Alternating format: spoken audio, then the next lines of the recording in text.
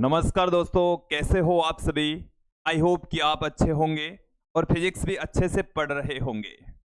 आज की इस वीडियो में हम कक्षा 12 भौतिक विज्ञान सेकंड चैप्टर स्थिर वैद्युत विभव एवं धारिता से रिलेटेड दो छोटे छोटे टॉपिक लेकर आए हैं।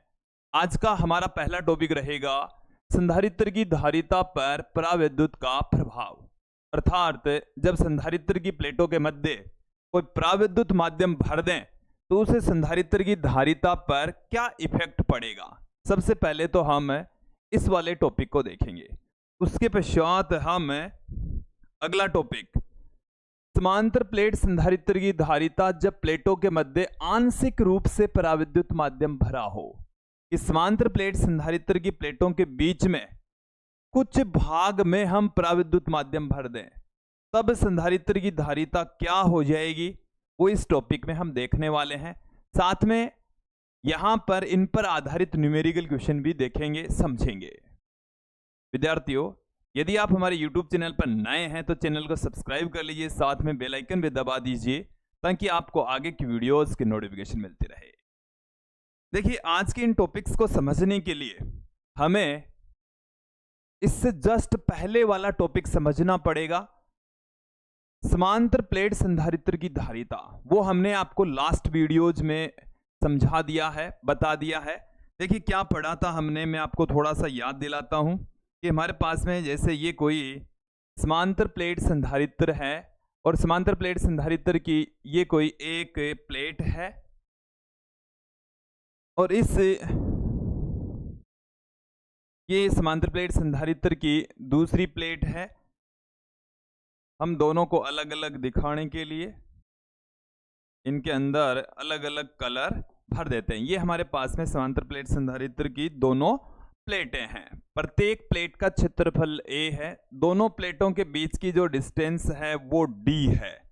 प्रत्येक प्लेट का क्षेत्रफल कितना है, a। ये जो a है वो है प्रत्येक प्लेट का क्षेत्रफल, प्रत्येक प्लेट का क्षेत्रफल है ये, ओके। प्रत्येक प्लेट का क्षेत्रफल a है, दोनों प्लेटों के बीच की जो डिस्टेंस है वो स्मॉल d है।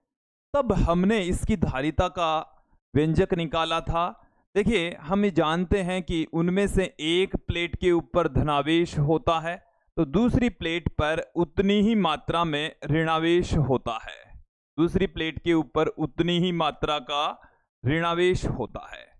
ये हमने लास्ट वीडियो में देखा था। तो उस स्थिति में इस संधारित्र की जो धारिता थी C बराबर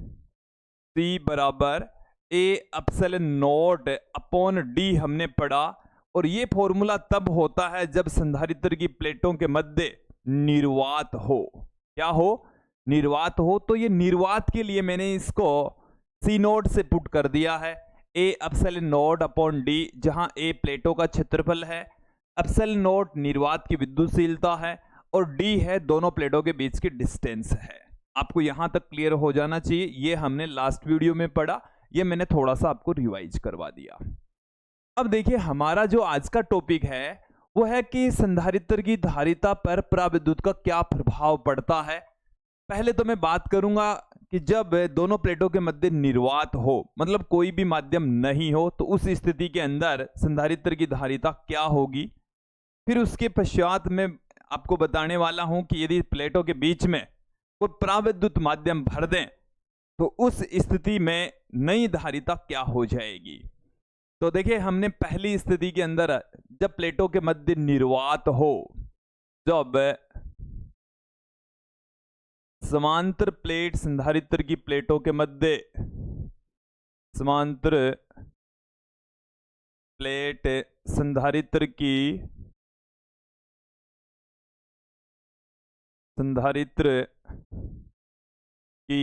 प्लेटों के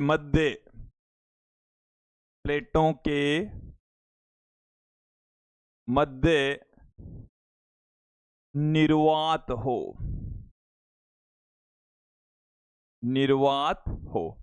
जब दोनों प्लेटों के बीच में कोई भी माध्यम नहीं हो, निर्वात हो। निर्वात का मतलब आप जानते हैं, निर प्लस वात। वात का मतलब होता है वायु, निर का मतलब नहीं, जहां पर वायु भी नहीं हो तो उसको हम कहते हैं निर्वात। उसे क्या कहा जाता है? निर्वात कहा जाता है। तो हमारे पास में जो संधारित्र है उनकी प्लेटों के बीच में निर्वात है, इसका मतलब है वहां पर वायु भी नहीं है, कोई माध्यम नहीं है। अब जब कोई भी माध्यम नहीं है तो उस स्थिति के अंदर जो राशियां है वो किस तरीके से बदलती है? प्लेटों के मध्य विद्युत क्षेत्र। तो उस स्थिति के अंदर देखो क्या क्या हम देखने वाले हैं। सबसे पहले मैं बात करूंगा प्लेटों के मध्य विद्युत क्षेत्र। प्लेटों के मध्य विद्युत क्षेत्र। तो देखिए प्लेटों के मध्य विद्युत क्षेत्र क्या होगा निर्वात में? सिग्मा अपॉन एप्सिलॉन नॉट होगा। Sigma upon epsilon not. Sigma है वो है पृष्ठीय आवेश घनत्व है। इस प्लेट का पृष्ठीय आवेश घनत्व प्लस में सिग्मा, इसका माइनस में सिग्मा, क्योंकि इसके ऊपर धनात्मक आवेश होता है प्लस में। क्यों? तो इस पूरी प्लेट के ऊपर ऋणात्मक आवेश होगा, इस पर धनात्मक, तो इस पूरी प्लेट के ऊपर क्या होगा? ऋणात्मक आवेश होगा। प्रत्येक प्लेट का क्षेत्रफल हमने क्या लिया है? ए ही लिया है। तो यहां से सिग्मा बराबर हम क्या पुट कर देंगे? Q अपॉन में ए। Q अपॉन में ए, ये आ गई हमारे पास में इक्वेशन नंबर 2। ये है हमारे पास में इक्वेशन नंबर 1। समीकरण 2 को उठाकर 1 में पुट कर देंगे। समीकरण 2 को हम किस में रख देंगे? 1 में रख देंगे। तो हम क्या प्राप्त करेंगे? ई नॉट बराबर sigma upon epsilon not. Sigma की जगह हम लिख रहे हैं Q अपॉन में ए।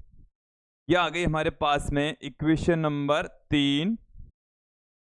तो देखिए जब समांतर प्लेट संधारित्र की प्लेटों के मध्य निर्वात हो तब विद्युत क्षेत्र की तीव्रता होती है Q अपॉन में ए एप्सिलॉन नॉट। ये हमारे पास में आ गई, विद्युत क्षेत्र की तीव्रता आ गई है। ठीक है, विद्युत क्षेत्र की तीव्रता के साथ में ही आप देखें प्लेटों के मध्य विभवांतर। दूसरा जो हमारा बिंदु है वो है प्लेटों के मध्य का विभवांतर। प्लेटों के मध्य का विभवांतर। तो प्लेटों के मध्य का जो विभवांतर है उसको मैं लिख रहा हूं V नोट से, और V नोट बराबर होता है E note into D. E note into D. ये हमारे पास में विभवांतर आ चुका है, ये भी आपको समझ में आ जाना चाहिए। इसको दे देता हूं मैं समीकरण 4।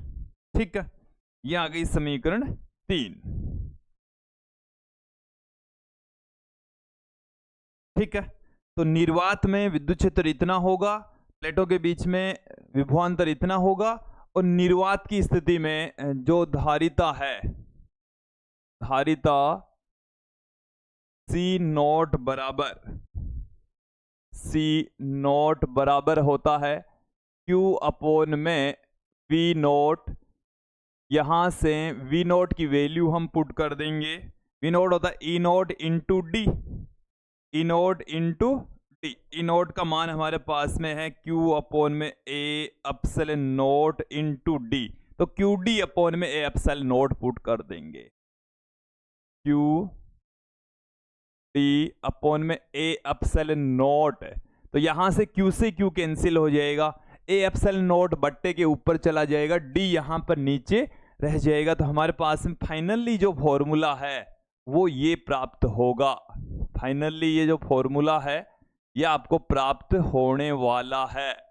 ओके, सी नोट बराबर A epsilon naught upon D. A epsilon naught upon D, ये आ गया निर्वात में। ये सारे फॉर्मूले अभी तक मैंने जो लिखे हैं ये निर्वात के लिए हैं, सारे के सारे किसके लिए हैं? निर्वात के लिए। अब मैं बात करता हूं कि यदि संधारित्र की प्लेटों के मध्य कोई पराविद्युत माध्यम भर दें तब इनमें क्या क्या बदलाव आएगा। तो सबसे पहले मैं एक बार संधारित्र का पुनः निर्माण कर लेता हूं। ये हमारे पास में एक प्लेट है, ये हमारे पास में दूसरी प्लेट है, दोनों का आकार सेम होना चाहिए।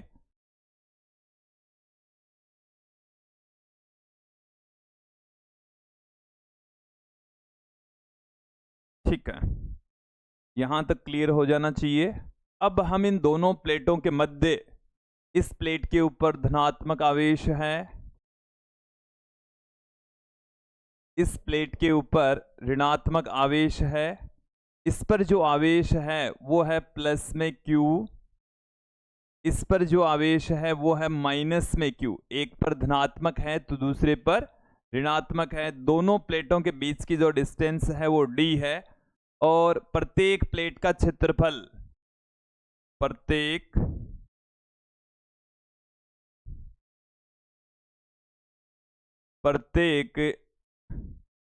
प्लेट का क्षेत्रफल,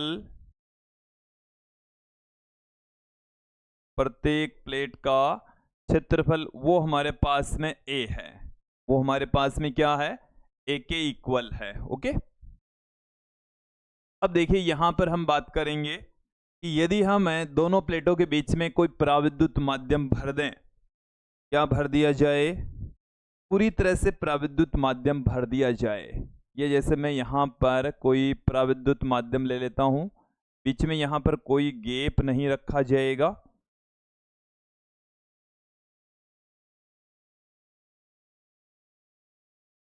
ये लीजिए,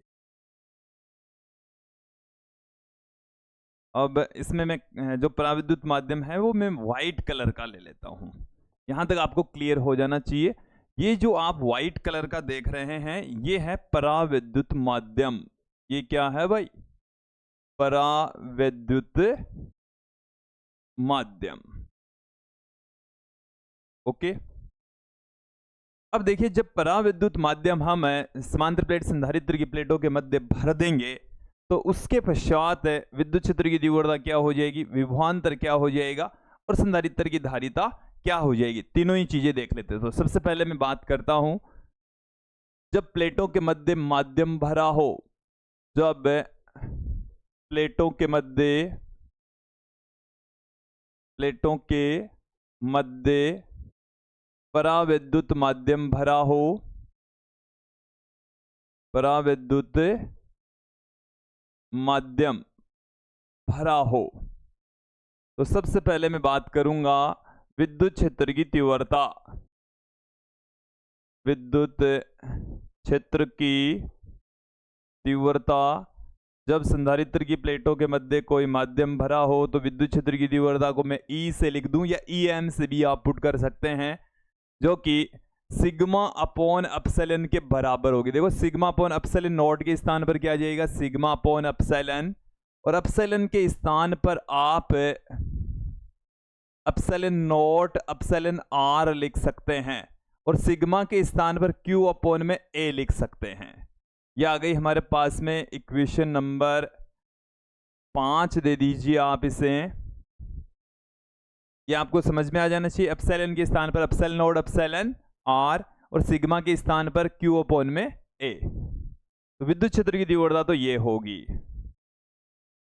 फिर उसके पश्चात देखें प्लेटों के मध्य विभवांतर, प्लेटों के मध्य विभवांतर, दोनों प्लेटों के बीच में जो विभवांतर है वो क्या होगा, तो विभवांतर को हम V से लिख रहे हैं।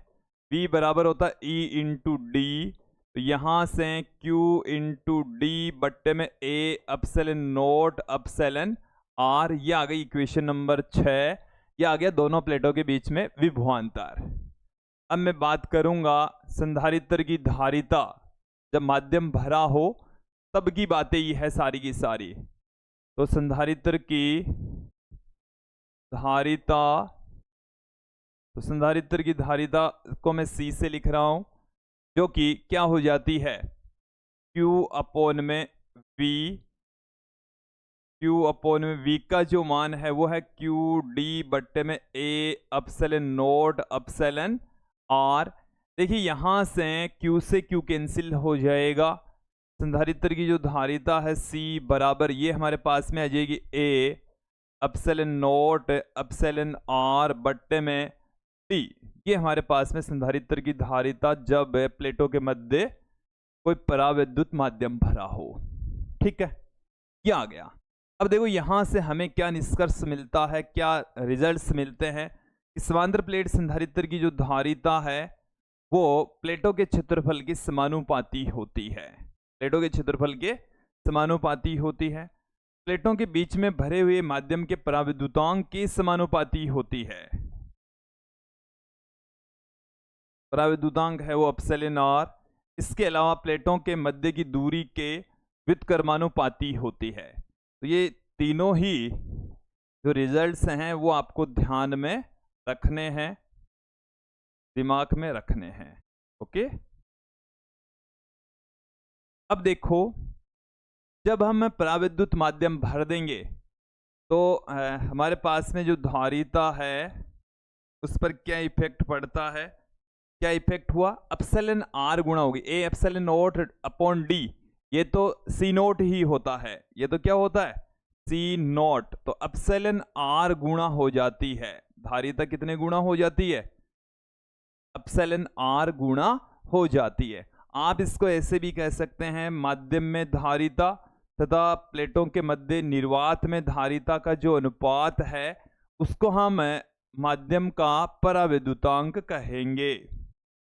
तो ये चीज क्लियर हो जानी चाहिए, यहां तक जो मैंने बताया वो आपको समझ में आ जाना चाहिए। अब आगे देखें आप,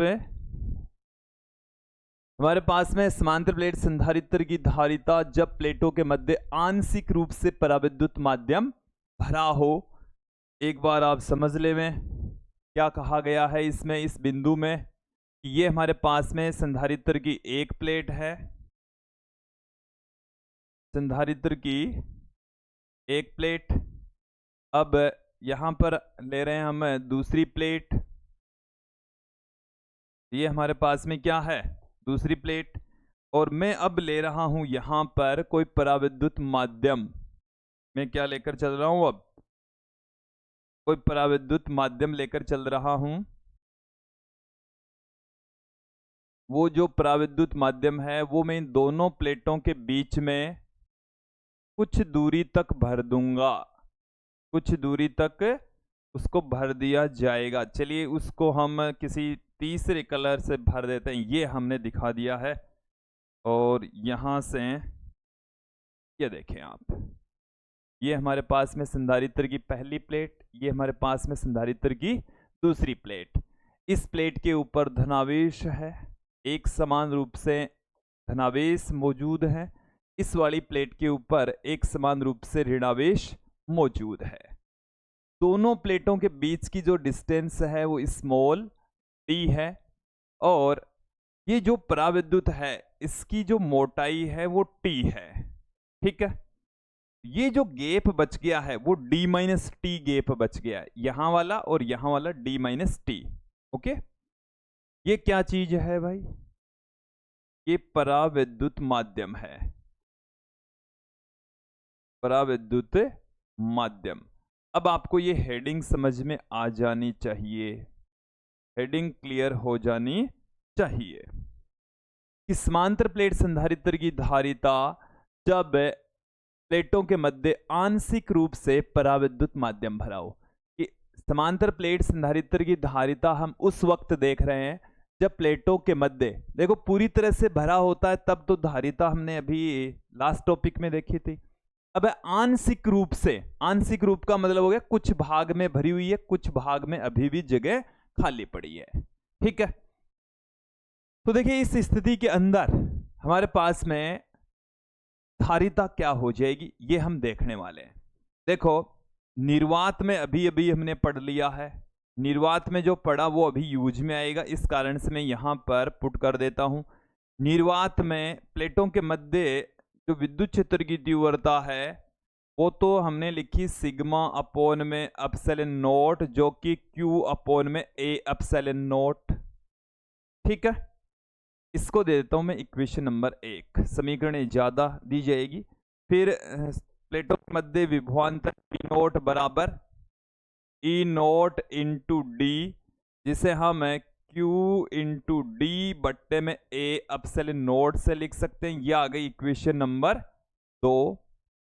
तीसरा है धारिता, जो कि हमने अभी अभी लिखी है A एप्सिलॉन नॉट बट्टे में D। यह आ गई इक्वेशन नंबर 3। ठीक है।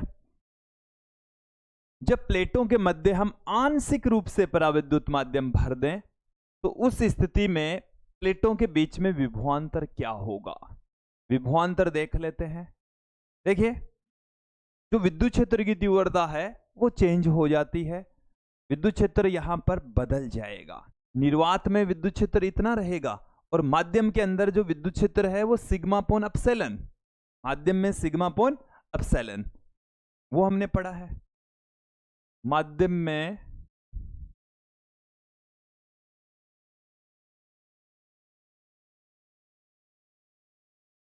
चलिए,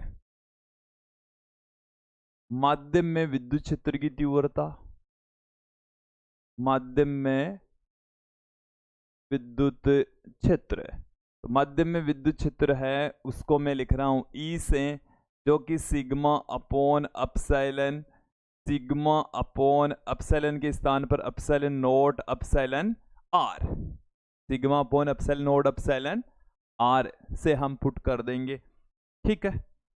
अब हम सिग्मा के स्थान पर क्या लिख सकते हैं, Q अपॉन में A लिख सकते हैं। तो Q अपॉन में A epsilon not epsilon R, ये हमारे पास में आ गई है इक्वेशन नंबर 4, समीकरण 4 आ चुकी है।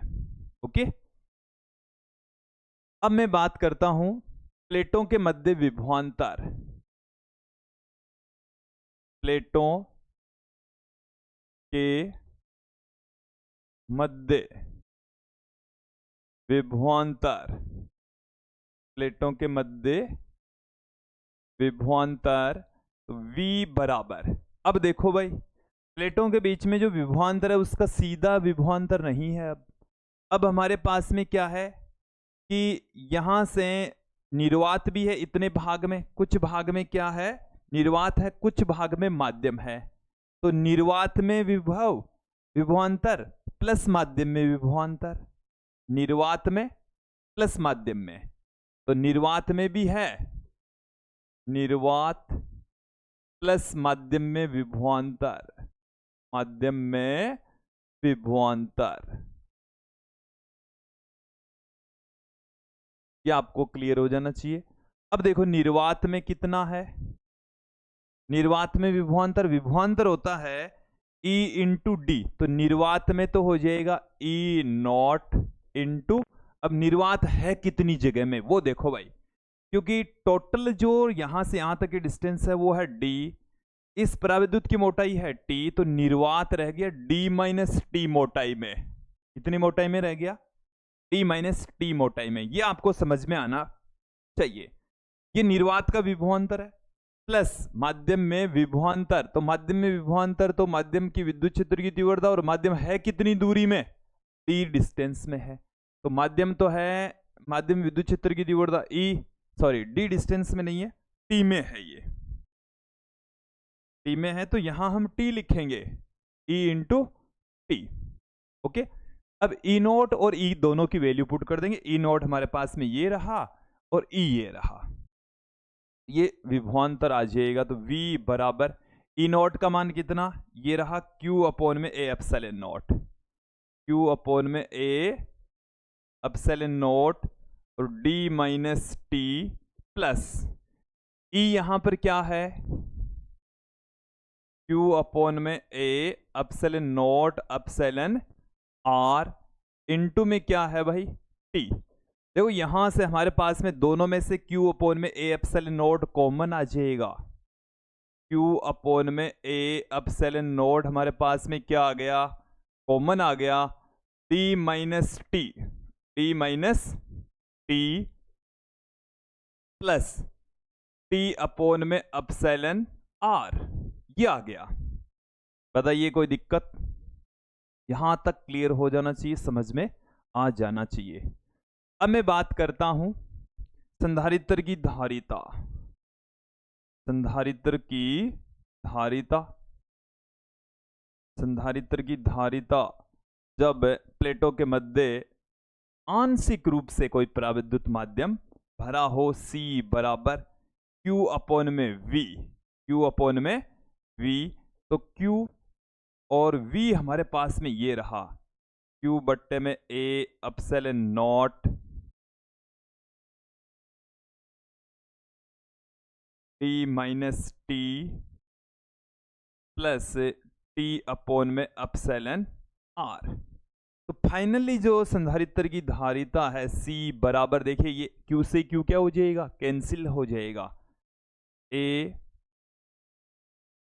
Epsilon not upon T minus T plus T upon में एप्सिलॉन R। ये हमारे पास में समांतर प्लेट संधारित्र की धारिता हो जाएगी जब प्लेटों के मध्य आंशिक रूप से कोई पराविद्युत माध्यम भरा हुआ हो। क्लियर? यहां तक समझ में आ जाना चाहिए। यही है हमारे पास में संधारित्र की धारिता जब प्लेटों के मध्य आंशिक रूप से कोई पराविद्युत माध्यम भरा हो। अब देखें, इन पर आधारित एक न्यूमेरिकल क्वेश्चन देख लेते हैं कि एक समांतर प्लेट संधारित्र की वायु में जो धारिता है वो 3 माइक्रोफेरेड है। हमें इस क्वेश्चन के अंदर देखिए क्या क्या दे रखा है, उसको मैं एक एक करके पुट कर रहा हूं। निर्वात में जो धारिता है वो 3 माइक्रोफेरेड दे रखी है, जो कि A epsilon not upon D के बराबर होती है। और क्या दे रखा है, जब इसकी प्लेटों के बीच 3/4 मोटाई की के पराविद्युतांक की प्लेट रख दी जाती है, तब इसकी धारिता, अब नई धारिता है वो 6 माइक्रोफेरेड है। ठीक है, अब जो T है इसका मान है 3/4 भाग में रख रहे हैं, जो D है उसका 3/4 भाग मोटाई का पराविद्युत माध्यम रख दिया गया। धारिता का मान हमें दे ही दिया। हमें एप्सिलॉन R का मान के बराबर दे रखा है। एप्सिलॉन R किसके इक्वल दे रखा है, क्योंकि कई बुक्स में एप्सिलॉन R को कैसे भी लिखते हैं, पराविद्युतांक को किससे लिखते हैं, कैसे। एनसीईआरटी की पाठ्य पुस्तक में भी कई जगह, बहुत सारी जगह कैसे लिखा गया है। ओके, तो एप्सिलॉन R बराबर के दे रखा है। हमें यहां पर प्लेटों का क्षेत्रफल तथा पराविद्युत माध्यम का क्षेत्रफल सेम दे रखा है, और ये पूछा है कि इस के का मान क्या होगा। तो देखिए C बराबर, C नॉट बराबर जानते हैं। अब C बराबर भी हमने अभी भी पढ़ा है, क्या पढ़ा है, A एप्सिलॉन नॉट बट्टे में T minus T plus T upon epsilon R, ये पढ़ा है। ठीक है, अब हम क्या करें, इसके लिए क्या करें, देखिए मैं इसको दे देता हूं इक्वेशन नंबर 1, इसे मैं दे देता हूं इक्वेशन नंबर 2, और 1 के अंदर 2 का भाग लगा दें। 1 भाग 2 से 1 के अंदर किसका भाग लगा दें, 2 का भाग लगा दें। 1 हमारे पास में है C नोट बराबर A एप्सिलॉन नोट बट्टे में D,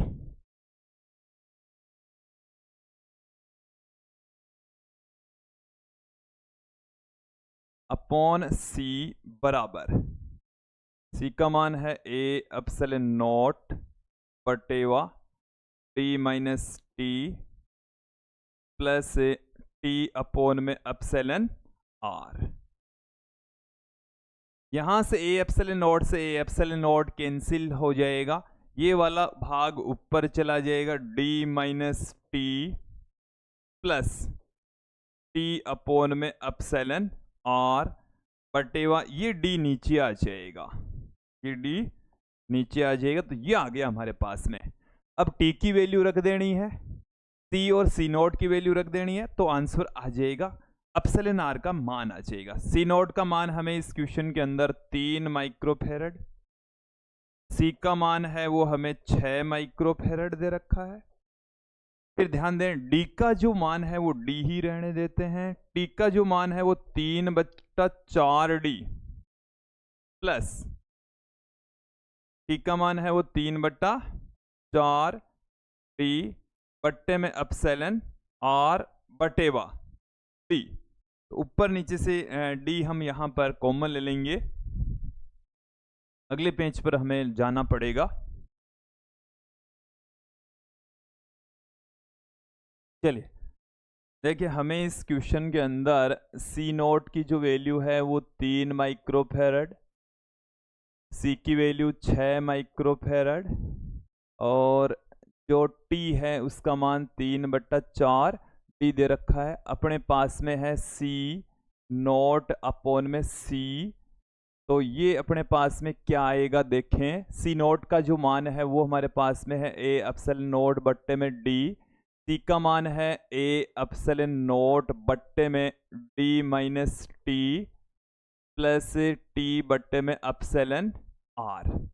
यहाँ से ए एप्सिलॉन नोट से ए एप्सिलॉन नोट कैंसिल हो जाएगा, हमारे पास में क्या आ गया D minus T plus T upon में एप्सिलॉन आर बट्टे में डी आ गया है। ठीक है, इनकी वैल्यू भी रख देते। सी नॉट 3 माइक्रोफेरड बट्टे में सी 6 माइक्रोफेरड, 3 माइक्रोफेरड बट्टे में 6 माइक्रोफेरड। अब यहां से D माइनस टी, तो D माइनस टी, तो ये 3/4 D प्लस टी का जो मान है वो 3/4 D बट्टे में एप्सिलॉन आर बट्टे में D। अब यहां से आप ध्यान देंगे, ऊपर से इन सभी राशियों में से D कॉमन ले लेंगे, तो ये 1 माइनस 3/4, तो ये 1/4 बच जाएगा यहाँ से। फिर प्लस में D हमने कॉमन ले लिया, 3/4 बट्टे में ये एप्सिलॉन आर पड़ा ही है, D यहाँ पर पड़ा ही है।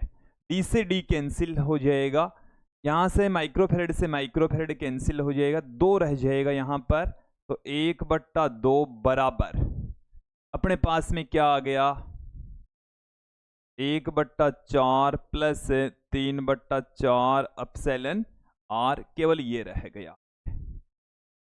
ठीक है,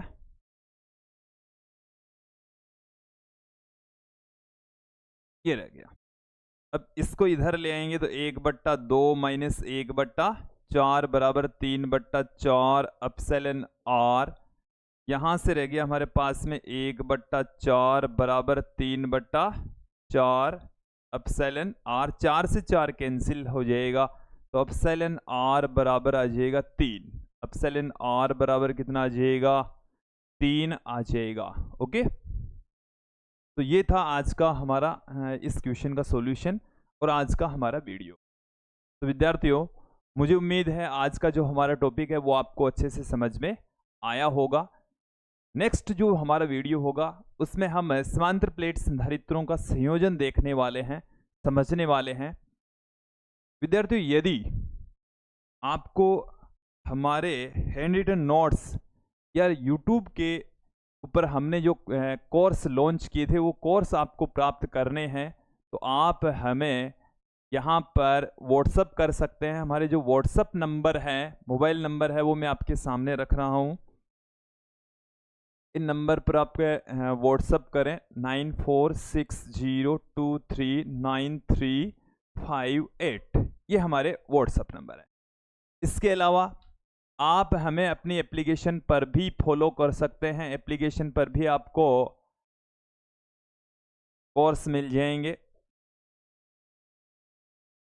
ये जो हमारी एप्लीकेशन है वो है BCS academy, Google play store से आप डाउनलोड कर सकते हैं। इस पर आपको नोट्स, हैंड रिटन नोट्स मिल जाएंगे, प्लस वीडियोस के कोर्स भी अवेलेबल है, हिंदी मीडियम और इंग्लिश मीडियम दोनों में अवेलेबल है। ओके, आप जाकर देखें, बहुत अच्छा कंटेंट आपको मिलने वाला है, वो भी बहुत ही कम प्राइस में। तो आज के लिए इतना ही, धन्यवाद दोस्तों।